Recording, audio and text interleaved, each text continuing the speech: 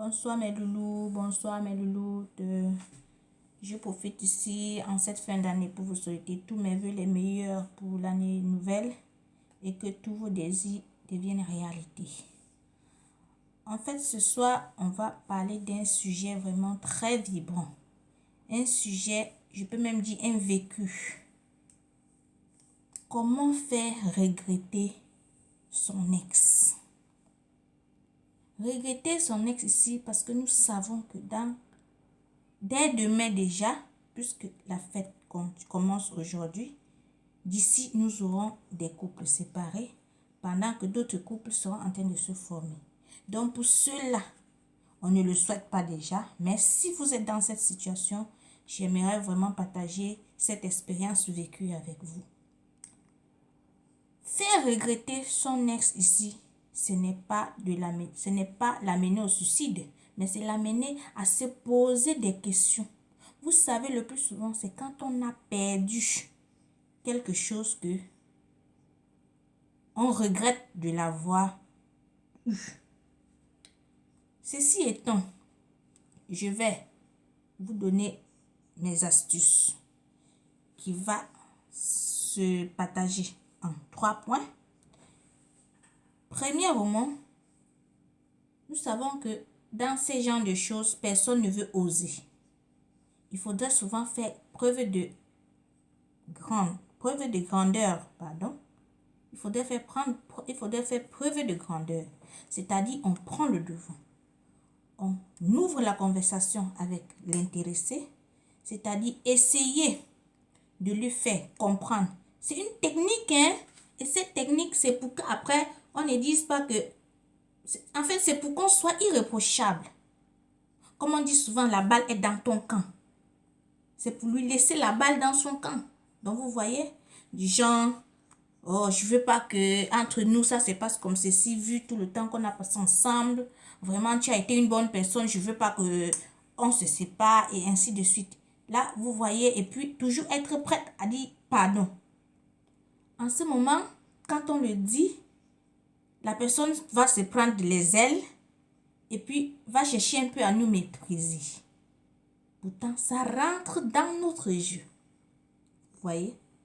Deuxième astuce ici, il faudrait toujours faire savoir à la personne, mais indirectement, les changements qui sont survenus après la séparation dans votre vie.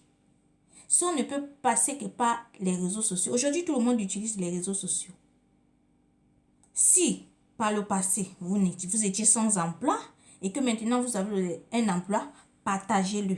Même si la personne n'est pas connectée sur les réseaux sociaux, il y a toujours une personne qui est connectée qui va lui informer des changements, des améliorations qui se passent dans votre vie. Faites-vous voir. C'est-à-dire, on devient la star. Devenir la star comment? Comme je disais, il faudrait poster. Donc, être toujours en train de montrer que ça va avec nous, ça va. Même si intérieurement, on sait que ça ne va pas. Mais faites toujours savoir que ça va. Et puis, la personne dans son coin va même se poser des questions. Et troisième astuce, il ne faudrait pas se négliger. On ne se néglige pas. Parce que vous voyez, on ne connaît pas les raisons pour lesquelles on nous a mis au balango. Donc du coup, si tu avais l'habitude de rester avec une coiffe 2 mois, la coiffure là maintenant, c'est vrai qu'il faut les moyens. Hein? Il faut les moyens, c'est pourquoi il ne faut jamais être dépendante à 100%. Dépendante à 100%. Il faudrait toujours avoir une source de revenus. Parce que quand vous êtes dépendante, après une chute comme celle-là, vous allez faire le deuil. Et pourtant, il ne faut pas faire le deuil. Il ne faut pas. Et vous voyez, si la personne est au courant des changements qui sont survenus dans votre vie, si la personne vous voit, par le passé, vous n'étiez pas belle, vous n'étiez pas propre, il vous voit maintenant belle, propre. Et en plus de ça, vous avez un métier stable et toujours ne jamais répondre à ces messages. Ça fait comme si vous étiez aux aguets. Si à jamais on vous envoie un message aujourd'hui, faites même 1 semaine, 2 semaines. C'est vrai que c'est dur, on est pressé de répondre. Mais faites même quelques jours, disons. Même 48 heures, pourquoi pas 72 heures même, 3 jours avant de répondre au message. Question de montrer que on n'avait pas que ça à faire. On est vraiment occupé. Ne montrez pas que vous êtes disponible. Parce qu'ils vont profiter pour vous appeler. Oh, est-ce que c'est possible qu'on se voie? Et si tout de suite tu dis oui, oui, oui. Toi aussi tu attendais.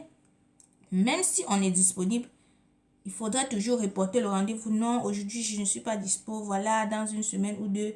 Ça dépendra, hein. Mais ce qui est sûr, en faisant cela, vous êtes en train d'amener la personne à vous désirer. C'est ça. Donc, on se fait désirer. Et vous voyez qu'avec ces différentes astuces, je ne pense pas que la personne peut vraiment rester insensible. Essayez et revenez me dire. Parce qu'avec moi, j'ai essayé. Et comme toujours, ça marche. Sur ce, je vous bisoute et bisous encore.